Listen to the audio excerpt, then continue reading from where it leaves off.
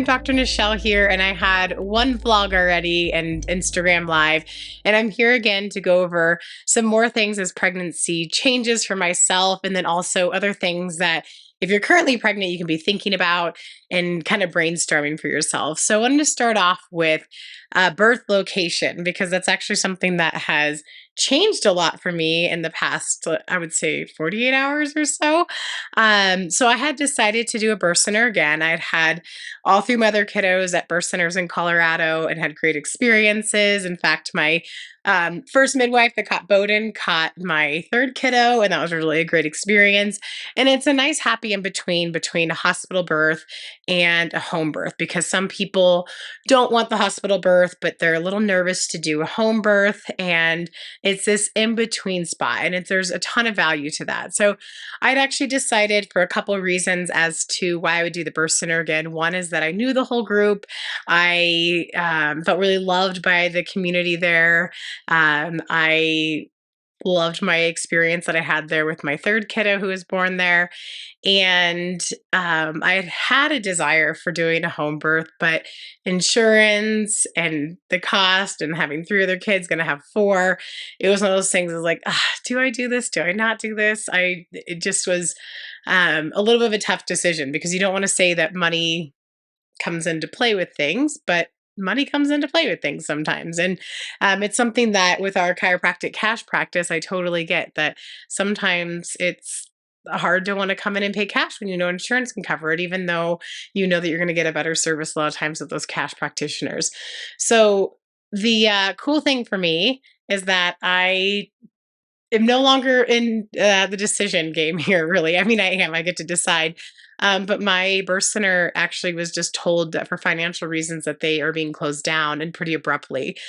So I'll actually be posting on my page ways that people can help support that in terms of petitions and fundraising and next steps, because birth centers are a really good option for people. So hospital are an option for some people, and home births are, and it is a really, like I said, good in between for other populations. And so we want them to remain. We want more of them, in fact. And so I'll be posting more about that, of how you can help them, but it won't be helping me in terms of being able to deliver there. But it did push me into what I consider a really big God situation where, well, it's sad they're closing down. I'm actually getting what I was really curious about and desiring.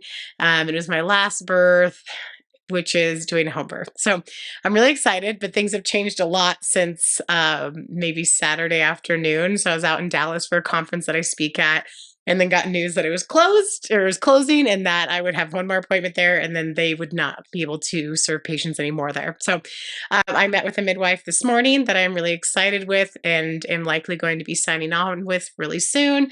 And we'll be really looking into like what I can do in that experience, like what I'll learn from my patients having a birth center birth versus a home birth, what the differences are. And doesn't mean the difference is that one is better than the other, just differences, right? And so I'm excited for that. I'm excited to be able to be home during the whole process. And my third birth at Seasons, which is who is closing down right now, which I'm really, really sad for.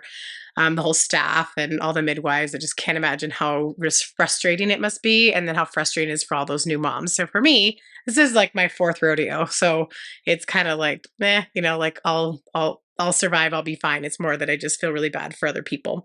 But hopefully they can get going again, and there's going to be a community supporting them.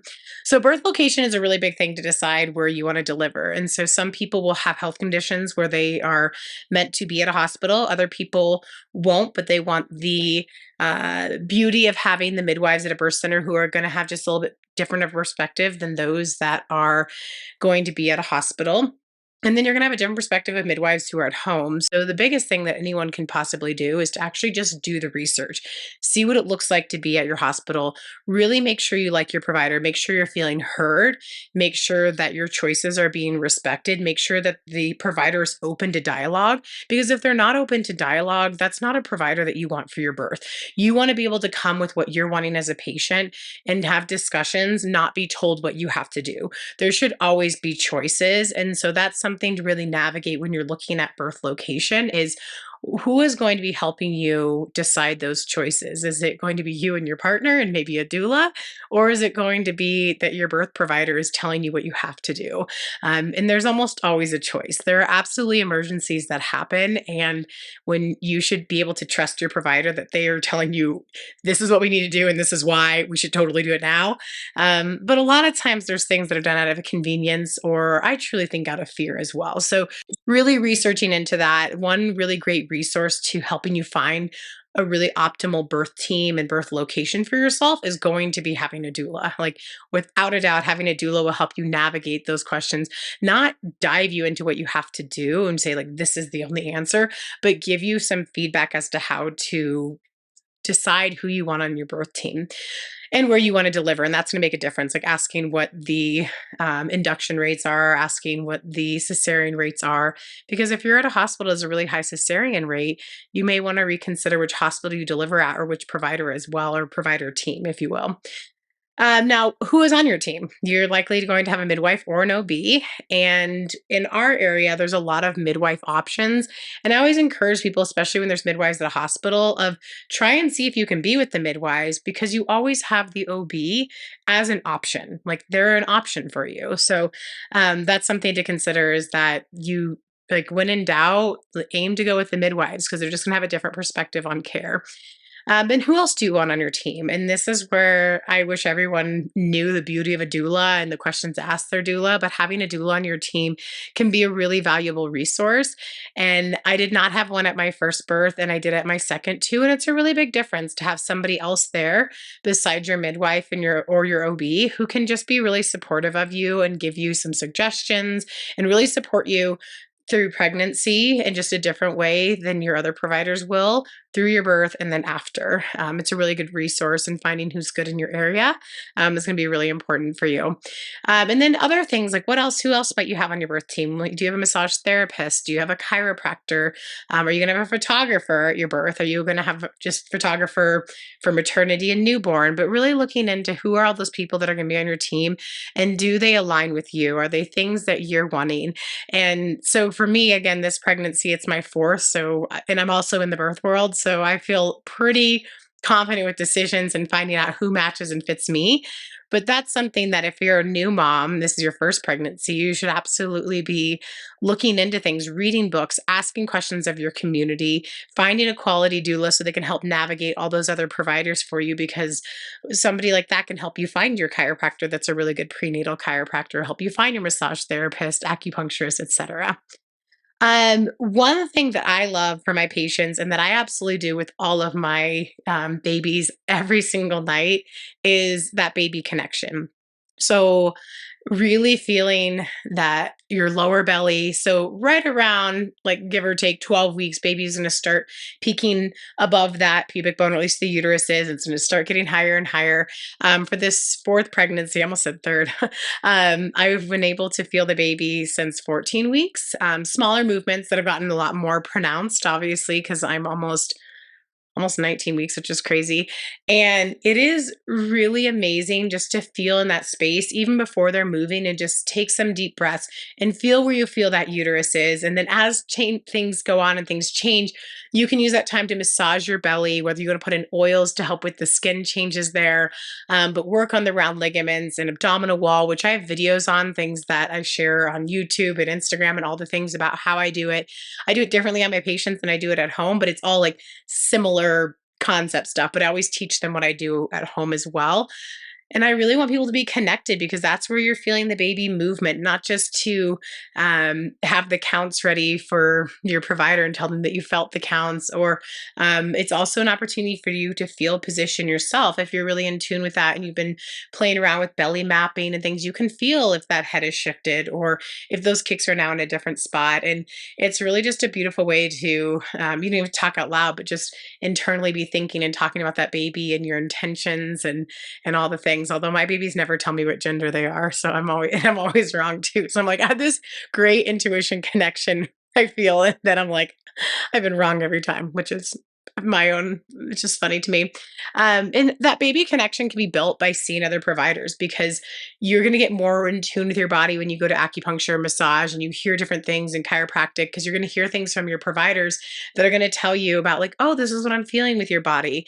And that's one of the best things that you can do is just truly know what's going on in your body. And I think that pregnancy is actually the first time that many American women truly start becoming a little bit or have the opportunity to become more intuitive and know more about what's going on in their body. So I feel like it starts in my life, at least, with starting to massage my belly every night at night with the intention of feeling where baby is at. If I'm at the stage where I'm feeling for movement and kicks, I'm doing that. And it's a really beautiful kind of ritual to get into at night. That's also a time where I start practicing more of those deep breaths because, as you can imagine, with 3 kids, that a lot of times you get a little, what would the way be like, you don't realize you're not breathing, I guess I should say. And I always joke with patients, I'm like, you kind of don't realize it because you're running here and there and you're, oh, I haven't taken a deep breath in a while. So it's kind of nice at night just to slow it down, connect with your baby, take some deep breaths, connect to your core if that's a time that feels right for you. And then really just using that time to also meditate because something I talk about a lot is that people always think that birth is like a marathon and you just got to get through that marathon. And so in my area, I have a lot of fit women, and the way it's viewed is like, if I can do a CrossFit workout, I can do birth. If I can do a marathon, I can do birth. And I say, you're a mammal, so you absolutely can do birth. But I feel like working out and that mentality of like marathon running and CrossFit and this and that is a lot more of our masculine energy. And I feel like birth, after going through it 3 other times, is a lot more about the feminine energy and calming down and surrendering. And the more you can dive into like letting go, that like this isn't going to go away. You have to learn how to accept and lean into it. And that's when you're going to do your best. So I teach people more about that, like diving into their feminine energy and not just thinking about, you know, I can do like a marathon or a CrossFit workout. I've got this. And that is where at night, meditation, I personally like there's a hypnobirthing book on like iBooks or iTunes or whatnot. And it's by this gal, Catherine Clark. And it's a book that's very similar to other hypnobirthing books. But then there's some meditations. And I bought a whole separate meditation CD. And I listened to it with my second, a little bit of my third. Sometimes randomly pops on like Bluetooth or whatever in my car. And I'm like, this is a weird vibe right now. But it's a really great way for me to slow down, connect, visualize my birth. And there's so much to be said about visualizations. And I really feel like the way I've visualized my past few births have really helped in like the fruition of what I wanted to happen in them happening. So it's a really good time at night when you're massaging your belly and you're feeling baby movements to really be thinking about what you want your birth to be looking like. So you've thought about where you want to be birthing and where you're going to feel most comfortable and most supported. And you've thought about your birth team and set them up to be most supported. And now you're mentally preparing your body for what it's going to go through. And I say your body because it's not just mentally preparing your brain, it's like your brain and its connection to your body. And then there's that physical component of things that we need to work on. And so for me, fitness has always been a huge part of my life. And I'll say that with this pregnancy, the first trimester was just really hard for me to get into a groove because I was already out of a groove because we had just moved. And now I'm sitting here like, when do I get back into fitness? So then once I was starting to feel better, I was like, I just got to move. And so my movement does not look the same now as it once did. My movement used to look like 5 to 6 days a week, a ton of strength training, maybe CrossFit workouts, things like that. And now it's looking more like I'm going on walks and I'm doing like 4 rounds of like glute bridges and squats and modified push-ups and presses or things like that. And just moving my body. And I honestly feel way better doing it this way. I used to be so caught up in just like grinded out fitness. And there is value though to preparing your body. And there's a lot of things I could talk about that I'm not going to talk about here because it's really a long talk to talk about how to prepare your body. But pregnancy fitness is valuable. It is shown to have so many glorious and beautiful benefits, but I think too much is unhelpful and then too little is unhelpful. So it's finding in between. And I do like to also remind people that walking counts. Walking counts. I do also want you to include something for your glutes, so like squats or good mornings, things like that. But walking counts as movement, even if you feel like it's way less than what you were doing before. A couple few things I want to talk about is like this is definitely a time, like halfway through pregnancy, if you hit this spot, is that you're starting to think about names. And then have you found out gender? Are you going to keep it a surprise? And those are very different things to go through. So we have kept our gender a surprise. We're going to keep it a surprise for this baby. We've done it for the past two, and we didn't for the first. And I will tell you, it is a very different experience. So it's not the same surprise at the 20-week as it is at the end when you've gone through all the work and the baby's on you and then you figure out what they are. It's just not the same. And there's just so many other thoughts that you have through pregnancy when you don't know. So I'm excited to see what we're going to have for this fourth baby. Laomi's really hoping for a sister. So she keeps whispering to the baby, like, I hope you're a sister. And does the baby have legs? I'm like, well, in the last ultrasound it did. So yeah, pretty sure it does. So finding out names or figuring out names is always tough when you don't know the gender like we don't, because you have to figure out like a couple of each gender that you really like, because it's hard to just name your kid like one thing, but this is what their name is. I like to have a couple for each name, or each gender, I should say. And then we like different names. So I'm always on the hunt for like a really rare name. Our kids are Bowden, Laomi, and Tage. So it's one of those things that I do wish my baby was close to due date was close to April Fool's, because I would totally just then go with a name like Matt or something. And people are like, what? Why did that kid not get a cool name? Sorry if your name's Matt, because it's not that it's not a cool name. It's just not different like our kiddos are and unique. Okay, so ultrasound, 20-week ultrasound is something that the anatomy nerd in me like just totally nerds out on. That we're not gonna find out the gender, so they'll tell us to look away at certain points. But it's super fun to do the 20-week ultrasound because you realize how much of the baby really is there.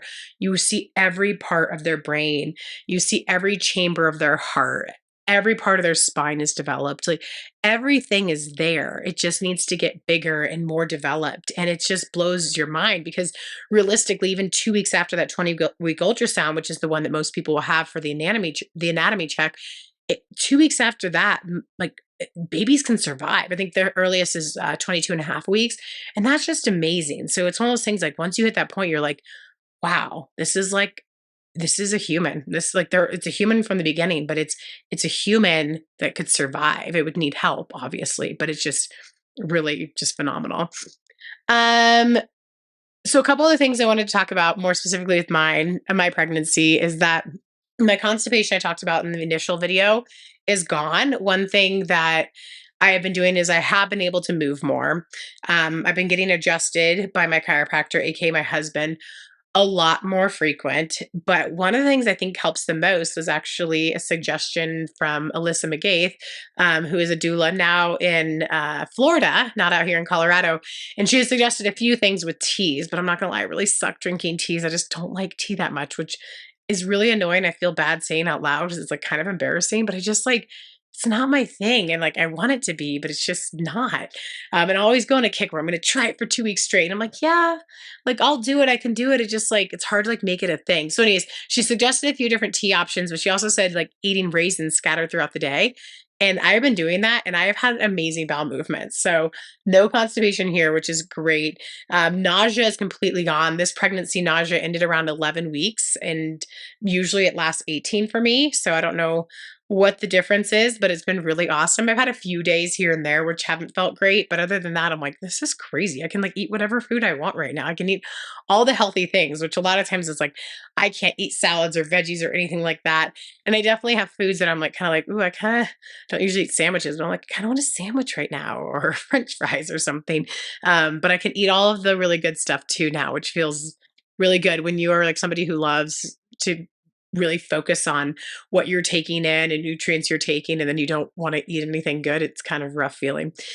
The symptom that has been the worst that has been remaining, I'd say is truly actually I'd say big complaint right now is that I've had congestion, which I've made a couple posts about. I mentioned it before. And it's not like when you have a cold and stuff's down here, and maybe I've never had a sinus infection, so maybe it's more of that feeling, but it's up high. And then I can't breathe at all. And I had this little coughing attack last week where I like choked on a little piece of apple, but I couldn't breathe through my nose. So you'd think when you're coughing here, you can at least get air in there, but like I couldn't, but I was coughing, so I couldn't breathe in there. I was gonna make it worse. So I was like I like ran to the bathroom, was like, like making this like scene in the bathroom. It was like a single bathroom, thankfully. But because I couldn't breathe up here, and I was like, that was scary. Like I literally felt like I was gonna like, I don't want to say like choke, but like I couldn't breathe. And then sleep at night has been terrible. So I tried a lot of different things with essential oils and a neti pot and like breathe right strips and these like nasal dilator things. And all of it worked just a little bit, but didn't work a ton. And I'd had some suggestions to try something like Afrin. And I'm really somebody who does not take medication because it just, I don't know, it's just not my thing. I want to try the natural route as much as I can. But then I was speaking at a conference and I was like, I don't want to be like, and like, just like sound all crazy and cough and stuff like that. So I was like, I want to see if there's something that'll work. So I'm going to try this Afrin. So I tried it one night beforehand. I was not going to do it like, try it like the day of the conference. And I didn't realize how bad my breathing was. I was so congested up in here. It was terrible. And the Afrin cleared up. It was like the first time in 3 months that I felt like I could actually breathe, and it felt so good. So it's interesting because I'm conflicted about it because I've read you're only supposed to do it for 3 days in a row. You don't want to get addicted to it because a lot of people just get so used to it that they become addicted to it. I've heard people say, I just use the rest of my pregnancy. So I feel conflicted because I can breathe, I can sleep well, like an actual good sleep. And if I don't, then I like wake up at like 3 with like a cotton mouth and like feel like I'm almost choking when I get up. So it's one of those things I'm like, do I take it? Do I not? So for right now, I've taken it a couple times since the conference, so I can breathe and it feels really good. But I'd say that's like the number one complaint that I've had. And it's really interesting because as a provider in the birth space, it's really interesting. Um, because before someone had told me they had pregnancy congestion, I would have said like, oh, I mean, my thought would have been like, oh, that's a bummer. Like, here's a few things you can try. Why don't you try the neti pot? Why don't you try like these nasal strips? And I'm like, oh my gosh, like the only thing that's working for me is like a medication, which I'm trying not to be stubborn and not like not taking any. But it's also one of those things that's like, but it's helping quite a bit. So I'm going to try not to overdo it, but it's something that's helping the congestion quite a bit and been recommended from a few of my patients to me, actually. I think that's all. Other than the things that I'm being really intentional about eating, is that every day I'm eating because I'm not allergic to them and they're very nutrient dense for pregnancy. I'm eating basically scrambled eggs every morning with some veggies and some meat in them. My lovely husband makes them for me every morning. It's so amazing. For snacks, I usually have like a muffin that I've made. I usually make muffins without added sugar, just with like a fruit. And I'll add in like flaxseed meal into it, and sometimes raisins into it, and sometimes extra collagen. And so sometimes that's a snack in the kind of middle-ish day, along with some nuts. And sometimes I'll have carrots, sometimes I'll have a banana or apples. And then at lunchtime, it kind of goes back and forth. Some days I do a salad, and then other days I'm doing like kind of leftover soup from the week. So a lot of the soups we make are like white chicken chili, chicken enchilada, regular chili. That's all I can think of right now at the top of my head. It's like late at night. But I've been trying to do those because I put bone broth in those. And then it not only is dinner, and it's like a second dinner usually, but then it ends up being 2 lunches. So that's a lunch that I commonly will bring with me that's packed with a lot of veggies. It's always packed with a lot of veggies, bone broth as its base, and then a meat in there usually as well. And then the things that we really are paying attention to when we are getting our foods, and that it's not always something that everybody can pay attention to, is that it's food from a farm. So basically grass fed, organic properties to it, looking into when we get dairy that it's organic, when possible raw. So if there's raw cheeses, sometimes they're really, really expensive. And when you're feeding like a family of 5 and we'll be a family of 6, it's like, well, can't really get the raw right now. I'll get the organic or something like that, depending on the quantity that you're getting. Our eggs are not entirely, but mostly from our own little farmette. And then we have some that we'll get from a local farm when we are not getting enough from our birds. But you can't get much more local than that, your own backyard and the birds that you're feeding with your scraps. So that's been nice. And then we make our own bone broth that I was mentioning that we put into things. So those are kind of like the big things to be aware of, is the quality of meat you're eating, quality of eggs. Those are going to be great options to have, great nutrients in them. I've been doing raw beef liver that's been frozen for weeks at a time as like a supplement. So I'm adding that, like I'm swallowing it in the morning. I'm not cooking with it.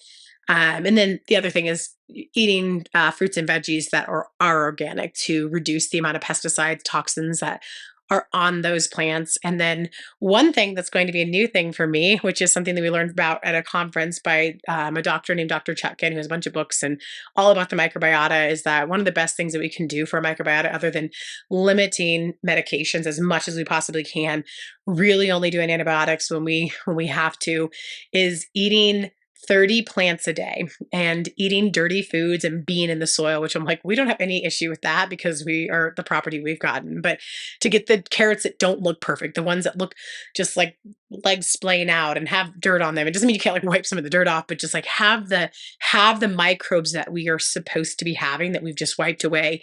Decreasing any use of sanitizers are going to be big ones.